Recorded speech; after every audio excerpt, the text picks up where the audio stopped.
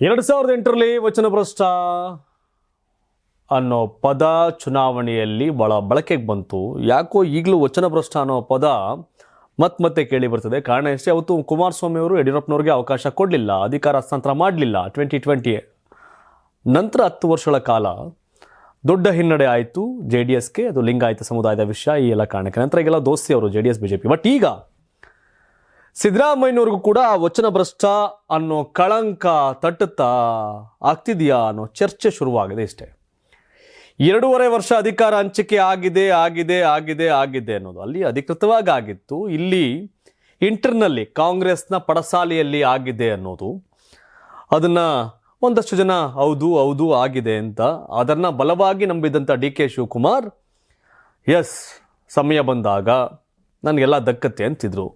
But ಈಗಿಲ್ಲ. November 20ಕ್ಕೆ ಸಿದ್ದರಾಮಯ್ಯನವರ ಸರ್ಕಾರಕ್ಕೆ 2.5 ವರ್ಷ, ಸಿದ್ದರಾಮಯ್ಯನವರು 7.5 ವರ್ಷ ಪೂರೈಸಿದ್ರು ಮುಖ್ಯಮಂತ್ರಿಯಾಗಿ.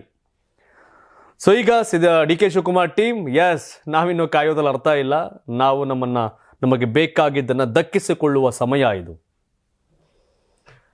DK ಶಿವಕುಮಾರ್ ಅಂದುಕೊಂಡದನ್ನು ಸಾಧಿಸುವ ವ್ಯಕ್ತಿ.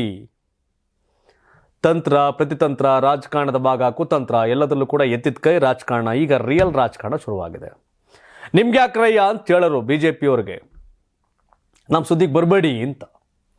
ಯಾಕೆ ಅಂದರೆ ಕೊಟ್ಟ ಮಾತನ್ನು ಉಳಿಸಿಕೊಳ್ತಾರೆ ಸಿದ್ದರಾಮಯ್ಯನವರು ಅನ್ನೋ ಮಾತು DK ಶಿವಕುಮಾರ್ ಪಡಸಾಲೆಯಲ್ಲಿ ಸುಮ್ಮನೆ ಒಳಗೊಳಗೆ ಚರ್ಚೆ ಆಗ್ತೈತೆ. ಈಗ ಬಹಿರಂಗವಾಗಿ ಹೇಳ್ತಾರೆ, ಕೊಟ್ಟಿದ್ದೀರಿ ಮಾತ ಉಳಿಸ್ಕೊಳ್ಳಿ, ನಡ್ಕೊಳ್ಳಿ, ನುಡಿದಂತೆ ನಡೆದ ಸಿದ್ದರಾಮಯ್ಯ ಅನ್ನೋ ಮಾತು ಉಳಿಬೇಕಾದ್ರೆ ಕೊಡಿ ರಾಜೀನಾಮೆನ, ಬಿಟ್ಕೊಂಡು DK ಶಿವಕುಮಾರ್ಗೆ ಅಧಿಕಾರನ ಅನ್ನೋ ಮಾತು ಬಲವಾಗಿ DK ಶಿವಕುಮಾರ್ ಪಡಸಾಲೆಯಲ್ಲಿ. ಮಾಹಿತಿ ಪ್ರಕಾರ ಡಿಸೆಂಬರ್ 6ರವರೆಗೆ ಕಾಯುವಿಕೆ, ಡಿಸೆಂಬರ್ 6ನೇ ತಾರೀಕುವರೆಗೆ ವೇಟಿಂಗ್. DK ಶಿವಕುಮಾರ್ಗೆ ನೀವು ಅಧಿಕಾರ ಕೊಡದೇವ್ರೆ ಬಿಟರ ನಿಮ್ಮನ್ನ ವಾದ ಕಿತ್ಕೋತಾರೆ ಅಂತ BJP ಅವ್ರು ರೇಗ್ಸರು. ಈ ಆರ್ ಅಶೋಕು, ಬೊಮ್ಮಾಯಿ ಅವರು ಎಲ್ಲ DK ಶಿವಕುಮಾರ್ ಸುಮ್ಮನೆ ಬಿಡೋದಿಲ್ಲ ನಿಮ್ಮನ್ನ ಅಂತ. ಯಾಕೆಂದರೆ DK ಶಿವಕುಮಾರ್ ನೇಚರು, ಕಲ್ಚರು, ರಾಜಕಾರಣದ ಹಾದಿನೇ ಹಂಗೆ. ಅವರು SM ಕೃಷ್ಣ ಅವ್ರು ತೀರ್ಕೊಂಡಾಗ ಬೆಳಗಾವಿ ಸೆಷನಲ್ಲಿ ಅಂತೀನಿ, ಐ ಥಿಂಕ್ ಸೆಷನಲ್ಲಿ ಮಾತಾಡ್ತಾ SM ಕೃಷ್ಣ ಅವರ ಕ್ಯಾಬಿನೆಟಲ್ಲಿ ಮಂತ್ರಿ ಆಗದ ಲಿಸ್ಟ್ ಇತ್ತು, ಹೋಗಿತ್ತು, ನಂತರ ಹೆಂಗೆ ಪಡ್ಕೊಂಡೆ ಅಂತ ಒಂದು ವಿವರಣೆಯನ್ನು ಕೊಟ್ಟಿದ್ರು. ಸೊ ಅದಾದ್ಮೇಲೆ ಸಿದ್ದರಾಮಯ್ಯನವರು ಈ ಅಧಿಕಾರವನ್ನು ಬಿಟ್ಕೊಟ್ಟಿಲ್ಲ ಅಂದರೆ ಹೆಂಗೆ ಅಂತ ಎಲ್ಲ ಇಮ್ಯಾಜಿನೇಷನ್ ಮಾಡ್ಕೋತಾರೆ. ಸಿದ್ದರಾಮಯ್ಯ ಏನು ಅಂತ ಯಾರು ಯೋಚನೆ ಮಾಡ್ತಾ ಇಲ್ಲ, DK ಶಿವಕುಮಾರ್ ರಿಯಾಕ್ಷನ್ ಏನು ಅಂತ ಯೋಚನೆ ಮಾಡ್ತಾರೆ ಅಪೋಸಿಷನ್ ಪಾರ್ಟಿಯವರು. DK ಶಿವಕುಮಾರ್ ಇದುವರೆಗೂ JDS BJP ವಿರುದ್ಧ ಸಮರವನ್ನು ಸಾರಿದ್ರು ರಾಜಕೀಯದಲ್ಲಿ.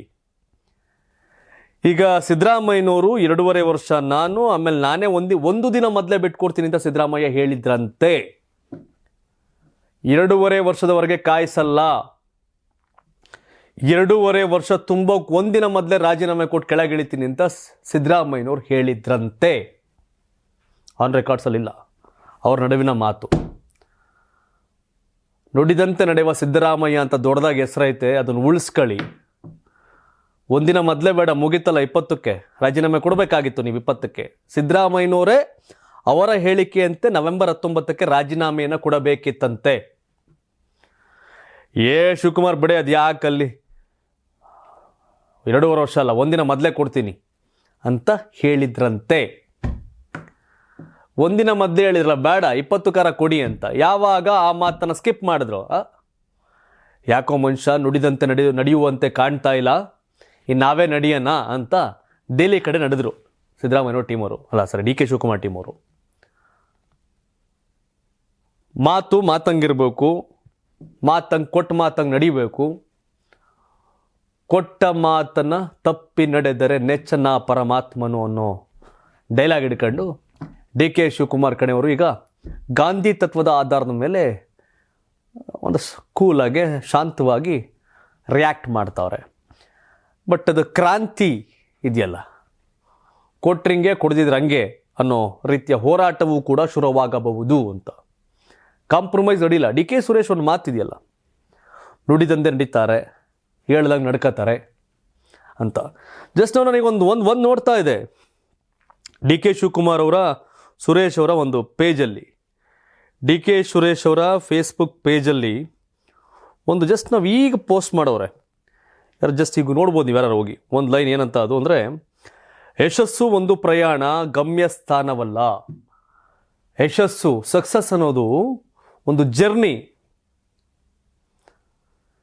ಸೊ ಹಾಗಾಗಿ ಗಮ್ಯ ಸ್ಥಾನವಲ್ಲ, ರೀಚ್ ಆಗ್ಬೋದು, ಪ್ರವೇಶಿಸಬಹುದಾದ ಆಗಲಿರ್ತಕ್ಕಂಥ ಸ್ಥಾನ ಎಲ್ಲ ರೀಚ್ ಆಗ್ಬೋದು ಅವೆಲ್ಲ ಅಂತ ಒಂದು ಫೋಟೋನ ಪೋಸ್ಟ್ ಮಾಡವ್ರೆ. ಅಂದರೆ ನಾವು ಅಂದ್ಕೊಂಡಿದ್ನ ಜರ್ನಿ, ಆ ಜರ್ನಿಲಿದೆಯಲ್ಲ ಅದು ತಲುಪ್ಬೋದು ಅದನ್ನು ಅಂತ. ಸೊ ಹಾಗಾಗಿ ಒಂದೊಂದು ಅರ್ಥ. ಡಿ ಕೆ ಸುರೇಶ್ ಹೆಚ್ಚು ಮಾತಾಡೋದಿಲ್ಲ, ಡಿ ಕೆ ಶಿವಕುಮಾರ್ ಮೌನವೇ ಮಾತಾಡುತ್ತೆ. ಡಿ ಕೆ ಸುರೇಶ್ ಅವ್ರ ಮಾತು ಮೌನವೇ ಮಾತಾಡುತ್ತೆ. ಡಿ ಕೆ ಸುರೇಶ್ ಅವ್ರದ್ದೇನೋ ಶಿವಕುಮಾರ್ ಒಂದೊಂದು ಕೌಂಟ್ರ್ ಕೊಡ್ತಾರೆ. ಡಿ ಕೆ ಸುರೇಶ್ ಆ ಮೌನ ಮತ್ತು ಆ ರಿಯಾಕ್ಷನ್ಸ್ ಇದೆಯಲ್ಲ, ಡಿ ಕೆ ಶಿವಕುಮಾರ್ ಅಪ್ಪಿತಪ್ಪಿ ಏನು ಹೇಳ್ಬಿಟ್ಟು ಆಚೆ ಇದು ಮಾಡ್ಬೋದೇನೋ. ಡಿ ಕೆ ಸುರೇಶ್ ಹೇಳಿದ ಈ ಮಾತು ಅಂದ್ರೆ ಆ ಮಾತು ಅಷ್ಟೇ. ಒಂದು ಮಾತಾಡ್ಬೇಕಾದ್ರೆ ಡಿ ಕೆ ಸುರೇಶ್ 10 ಬಾರಿ ಯೋಚನೆ ಮಾಡ್ತಾರೆ. ಡಿ ಕೆ ಶಿವಕುಮಾರ್ ಏನೋ ಒಂದಷ್ಟು ಅಂದ್ಬಿಟ್ರು ಕೂಡ ಡಿ ಕೆ ಸುರೇಶ್ ಹಾಗೆಲ್ಲ ಬೇಕಾಬಿಟ್ಟಿ ಮಾತಾಡೋದಿಲ್ಲ, ಆ ಥರ ಅಲ್ಲ. ಬಟ್ ಹಾಗಾಗಿ ಡಿ ಕೆ ಬ್ರದರ್ಸ್ ವಚನಭ್ರಷ್ಟ ಸಿದ್ದರಾಮಯ್ಯ ಆಗ್ಬಿಡ್ತಾರಾ? ಸಿದ್ದರಾಮಯ್ಯ ವಚನಭ್ರಷ್ಟ ಆಗೋಗ್ತಾರಾ? ಆಗ್ಬಿಟ್ರಾ? ಡಿ ಕೆ ಬ್ರದರ್ಸ್ ದೃಷ್ಟಿಯಲ್ಲಿ ಸಿದ್ದರಾಮಯ್ಯನವರು ಈಗ ವಚನಭ್ರಷ್ಟರ ಸಾಲಿನಲ್ಲಿ ನಿಂತಿದ್ದಾರೆ. ನವೆಂಬರ್ 19ಕ್ಕೆ ರಾಜೀನಾಮೆ ಕೊಡಬೇಕಾಗಿತ್ತು, 20ಕ್ಕೆ ಹಾರ ಕೊಡಬೇಕಾಗಿತ್ತು. ಆದರೆ ಇಂಟರ್ನಲ್ ಪಾಲಿಟಿಕ್ಸಲ್ಲಿ ಗೊತ್ತು ಯಾರ್ಯಾರ ನಡುವೆ ನಾನಿದ್ದೆ, ಎಲ್ಲ ಆಗ್ಬೇಕಾದ್ರೆ ನಾನಿದ್ದೆ, ನನಗೆ ಗೊತ್ತು. ಮೊದಲು ಮಾತಾಡ್ತಿರಲ್ಲ ಅವರೇ 5 ವರ್ಷನವರು. ನವೆಂಬರ್ 19ರ ನಂತರ ಮಾತಾಡಬೇಕು ಅಂತ ತೀರ್ಮಾನ ಮಾಡಿದ್ರು ಸುರೇಶ್ ಅವ್ರಿಗೆ ಮಾತಾಡ್ತಾವ್ರೆ. ಗೇಮ್ ಸ್ಟಾರ್ಟ್ ಆಗಿದೆ. ಡಿ ಕೆ ಶಿವಕುಮಾರ್ ಪಾಳೆಯದಲ್ಲಿ ವಚನಭ್ರಷ್ಟ ಸಿದ್ದರಾಮಯ್ಯ ಅನ್ನೋ ಲೇಬಲ್ ಅಂಟಿಸ್ಕೊಂಡವ್ರೆ. ಅವತ್ತು JDS BJP ನಡುವೆ ವಚನಭ್ರಷ್ಟ ಕತೆ, ಇವತ್ತು ಕಾಂಗ್ರೆಸ್ ವರ್ಸಸ್ ಕಾಂಗ್ರೆಸ್, ಡಿ ಕೆ ವರ್ಸಸ್ ಸಿದ್ದರಾಮಯ್ಯ. ಸಿದ್ದರಾಮಯ್ಯ ವಚನಭ್ರಷ್ಟ ಅನ್ನೋ ಲೇಬಲ್ಗೆ ಅಣೆಪಟ್ಟೆ ಬಂದುಬಿಡುತ್ತಾ? ಡಿ ಕೆ ಬ್ರದರ್ಸ್ ದೃಷ್ಟಿಯಲ್ಲಿ ಈಗಾಗಲೇ ಬಂದಿದೆ ವಚನಭ್ರಷ್ಟ ಸಿದ್ದರಾಮಯ್ಯ ಅಂತ. ಬಟ್ ಹೈಕಮಾಂಡ್ ಇಲ್ಲಿ ಕೇವಲ ಸಿದ್ದರಾಮಯ್ಯ ಮಾತ್ರ ಅಲ್ಲ, ಹೈಕಮಾಂಡ್ ಕೂಡ ವಚನಭ್ರಷ್ಟ ಆಗ್ತಿದ್ಯಾ ಅನ್ನೋ ಪ್ರಶ್ನೆಗಳು ಕೂಡ ಡಿ ಕೆ ಶಿವಕುಮಾರ್ ವಲಯದಲ್ಲಿ ಆಗ್ತಿದೆ. ಬಟ್ ಇನ್ನು ವಿಶ್ವಾಸ, ಟೈಮ್ ಶುರುವಾಗಿದೆ. ತಿಂಗಳುಗಳ ಗಟ್ಟೆ ಅಲ್ಲ, ದಿನಗಟ್ಟಲೆ, ಕೆಲವೇ ದಿನಗಳಲ್ಲಿ, ಕೆಲವೇ ಗಂಟೆಗಳಲ್ಲಿ ಏನು ಬೇಕಾದ್ರೆ ಹ್ಯಾಪ್ನಿಂಗ್ಸ್ ಆಗ್ತಾ ಹೋಗುತ್ತೆ. ಪ್ರತಿ ಗಂಟೆ ಕೂಡ ಭಾಳ ಇಂಪಾರ್ಟೆಂಟ್ ಈಗ. ಎಸ್, ನಿಮ್ಮ ಪ್ರಕಾರ ಸಿದ್ದರಾಮಯ್ಯನವ್ರು ಮಾತು ಕೊಟ್ಟಿರೋ ವಚನಭ್ರಷ್ಟರು, ಬಟ್ ಡಿ ಕೆ ಶಿವಕುಮಾರ್ ಫ್ಯಾಮಿಲಿ ಪ್ರಕಾರ ಕೊಟ್ಟಿದ್ರು ಅಂತ. ಡಿ ಕೆ ಶಿವಕುಮಾರ್, ಡಿ ಕೆ ಬ್ರದರ್ಸ್, ಡಿ ಕೆ ಟೀಮ್ನ ಪ್ರಕಾರ ಸಿದ್ದರಾಮಯ್ಯ ವಚನಭ್ರಷ್ಟರು ಈಗ ಅವ್ರ ಪ್ರಕಾರ. ಬಟ್ ಪಾಪ ಇವತ್ತಿನವ್ರಿಗೆ ಹೆಸರು ಕೆಡ್ಸ್ಕೊಂಡಿಲ್ಲ ಸಿದ್ದರಾಮಯ್ಯನವರು. ಸಿದ್ದರಾಮಯ್ಯನವರು ಅಂತಂದರೆ ಹೇಳ್ದಂಗೆ ಏನೋ ಮಾಡ್ಕೊಂಡು ಬಂದವ್ರು ಇವತ್ತಿನವ್ರಿಗೆ. ಏನೋ ಮೊನ್ನೆ ಒಂದ್ಸರಿ ಚುನಾವಣೆ ನಿಲ್ಲಲ್ಲ ಅಂತ ನಿಂತಿದ್ರು, ಅದೇ ಲಾಸ್ಟ್ ಚುನಾವಣೆ ಅಂತ ಮಧ್ಯೆ ಒಂದ್ಸರಿ ಹೇಳಿದ್ರು, ಮತ್ತೆ ಕಂಟೆಸ್ಟ್ ಮಾಡಿದ್ರು. ಬಿಟ್ಟರೆ ಪದೇ ಪದೇ ಮಾತಿಗೆ ತಪ್ಪಿಲ್ಲ ಸಿದ್ದರಾಮಯ್ಯನವರು ಅನ್ನೋದು ರಾಜಕೀಯ ವಲಯದಲ್ಲಿರ್ತಕ್ಕಂಥ ನಂಬಿಕೆ. ಬಟ್ ಇದು ಹೆಂಗೆ ಅಂತ ನೋಡ್ಬೇಕೀಗ. ತಾವೇನು ಹೇಳ್ತೀರಿ? ಮಾತು ಕೊಟ್ಟಿದ್ರೆ ವಚನಭ್ರಷ್ಟರು, ಮಾತು ಕೊಟ್ಟಿದ್ರೆ ಡಿ ಕೆ ಶಿವಕುಮಾರ್ ಬೆಂಬಲಿಗರು, ಬ್ರದರ್ಸ್ ಅವರೆಲ್ಲ ಪ್ರಕಾರ ಕೊಟ್ಟಿದ್ದಾರೆ ಅಂತ. ಈಗಾಗಲೇ ಮಾತು ಕೊಟ್ಟಿದ್ರು, ಈಗ ಮಾತು ತಪ್ಪಿದ್ದಾರೆ, ವಚನಭ್ರಷ್ಟರು ಅನ್ನೋದು ಡಿ ಕೆ ಟೀಮ್ ವಾದ. ಕೊಟ್ಟಿಲ್ಲ ಅನ್ನೋದು ಅವ್ರ ಟೀಮ್ ವಾದ. ಸೊ ನೋಡ್ಬೇಕೀಗ ವಚನಭ್ರಷ್ಟರು ಪದ JDS ವರ್ಸಸ್ BJP ಆಗ, ಈಗ ಕಾಂಗ್ರೆಸ್ ವರ್ಸಸ್ ಕಾಂಗ್ರೆಸ್. ಏನು ಹೇಳ್ತೀರಿ ಈ ವಚನಭ್ರಷ್ಟ ಪದದ ಬಗ್ಗೆ?